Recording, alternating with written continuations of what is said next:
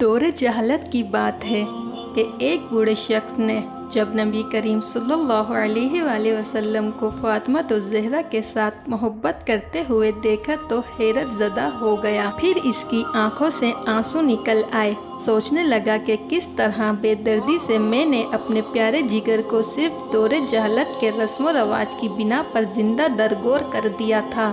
یہ معاملہ دیکھ کر نبی کریم صلی اللہ علیہ وآلہ وسلم نے فرمایا، آخر کیا داستان ہے؟ انہوں نے بیان کرنا شروع کیا کہ میری بیوی حاملہ تھی۔ ان دنوں میں ایک سفر پر گیا ہوا تھا۔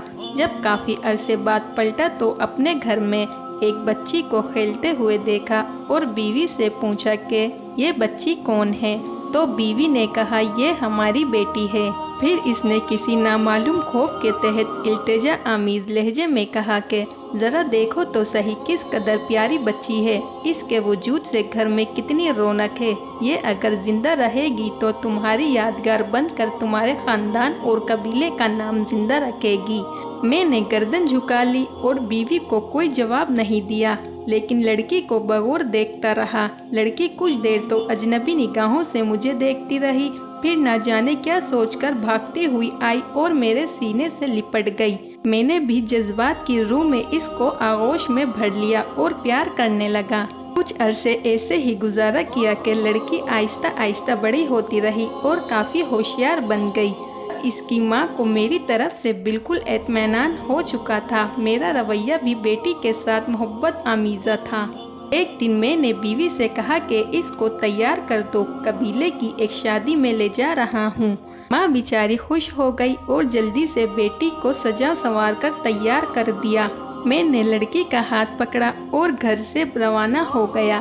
ایک غیر آبادی بیابان پر پہنچ کر پہلے سے تیار شدہ ایک گھڑے کے قریب میں کھڑا ہو گیا۔ لڑکی بڑی خوشی کے ساتھ اچھلتی کودتی چلی آ رہی تھی۔ میرے قریب آ کر رک گئی اور بڑی معصومیت سے سوال کیا، بابا یہ گھڑا کس کے لیے ہے؟ میں نے سپاٹ لہجے میں اس سے کہا کہ اپنے خاندانی رسم و رواج کے مطابق میں تم کو اس میں دفن کر دینا چاہتا ہوں، تاکہ تمہاری پیدائش سے ہمارے خاندان اور قبیلے کو جو ذلت و رسوائی ہوئی ہے اس سے نجات مل جائے۔ لڑکی کو صورتحال کا اندازہ ہوا تو اس کے چہرے کا رنگ اڑ گیا اور قبل اس کے کہ اس کی طرف سے کسی رد عمل کا اظہار ہو، میں نے اس کو گھڑے میں دھکیل دیا۔ لڑکی روتی رہی اور گڑ گڑاتی رہی، لیکن مجھ سے اس کی فریاد کا کوئی اثر نہ ہوا۔ میں نے گھڑے کو مٹی سے بھر دیا۔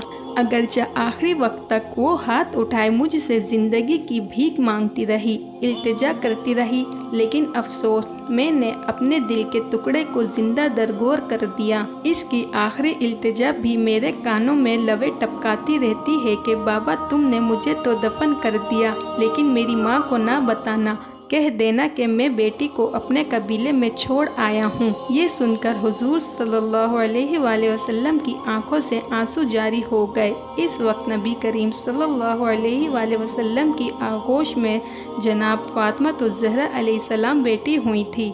ان کی آنکھیں بھی نم ہو گئیں۔ حضور صلی اللہ علیہ وآلہ وسلم نے اپنی بیٹی کو سینے سے لگا لیا اور آپ صلی اللہ علیہ وآلہ وسلم کے ہونٹوں پر یہ جملے جاری ہو گئے کہ بیٹی تو رحمت ہے۔ بیٹیاں اللہ پاک کی رحمت ہوتی ہیں، ان کی قدر کیجیے، اور یہ آپ لوگوں کے گھروں میں کچھ دن کی مہمان ہوتی ہیں۔ انہوں نے آپ کا گھر چھوڑ کے چلے جانا ہوتا ہے، لہٰذا ان سے محبت کیجیے، ان سے پیار کیجیے، کیونکہ نبی کریم اپنی بیٹی فاطمہ الزہرا علیہ السلام سے بہت محبت کیا کرتے تھے۔